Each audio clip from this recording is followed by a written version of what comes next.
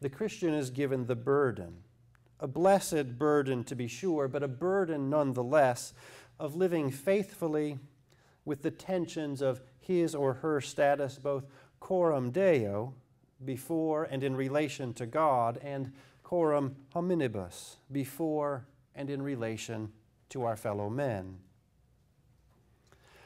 The Christian's twofold status in God's two kingdoms thus becomes the basis for the Lutherans' characteristic speaking of two kinds of righteousness. In the right-hand kingdom, the Christian's righteousness is the imputed righteousness of Christ himself.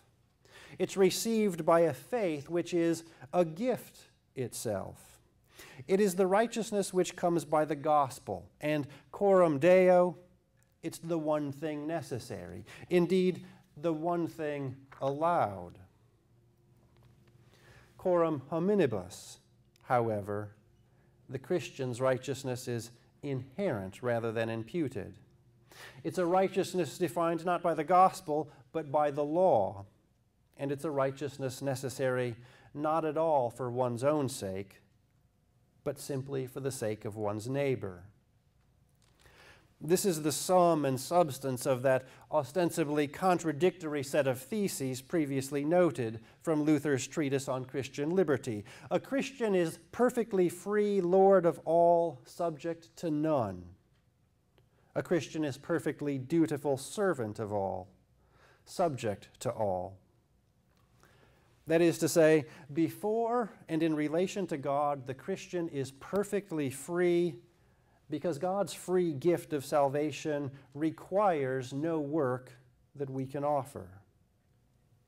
Before and in relation to others, however, the Christian remains a dutiful servant whose good works are indeed necessary, not for our sake, not for God's sake, but for the sake of others. So as Luther concluded this treatise, a Christian lives not in himself, but in Christ and in his neighbor. Otherwise, he is not a Christian. He lives in Christ freely through faith, in his neighbor dutifully through love.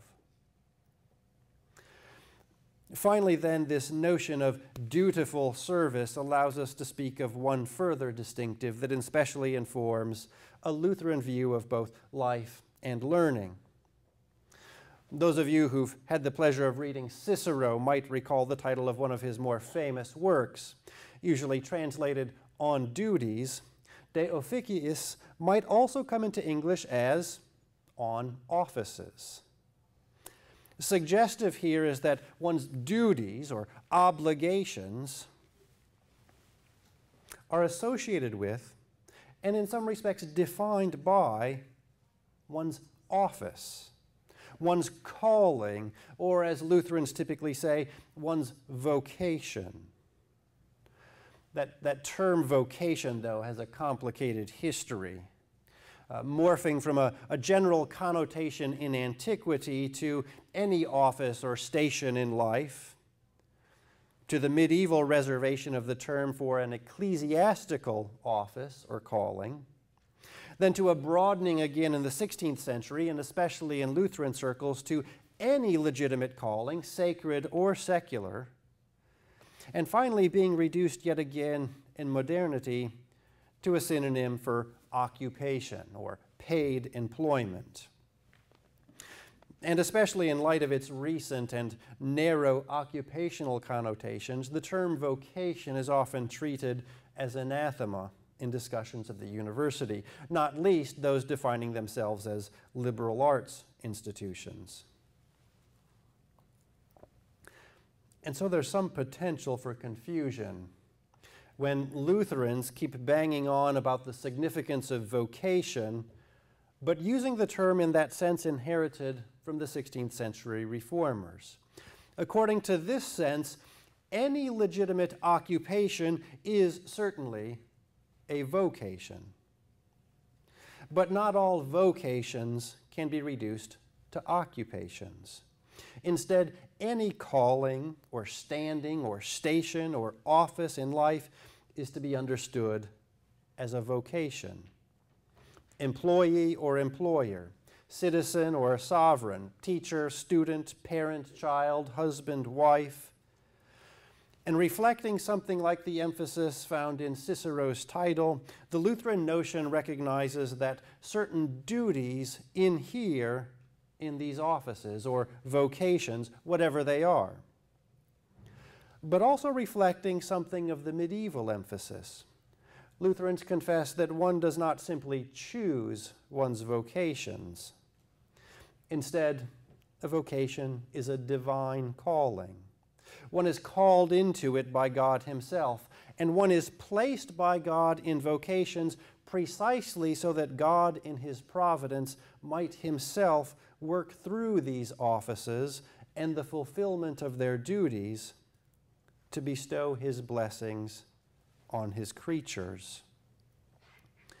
It's sometimes suggested that one of the distinctive marks of the Lutheran mind is its emphatic confession of God's working in both of his kingdoms through mundane secondary causes. This is perhaps most clearly evident in the right-hand realm, where Lutherans are indeed adamant that God's forgiveness of sins is really and truly imparted by means of words and water, bread and wine. But it's no less the case in God's left-hand realm, where he effects temporal blessings through such worldly vocational activities as the citizens casting a vote, the truck drivers delivering groceries, or the mother's changing of a diaper. It's in the exercise of his vocation, Luther explains, that man becomes a mask for God.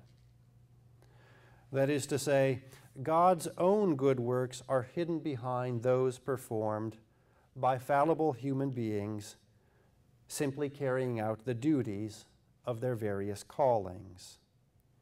God bestows all that is good on us, Luther again remarks, but you must lend yourself as a means and as a mask of God.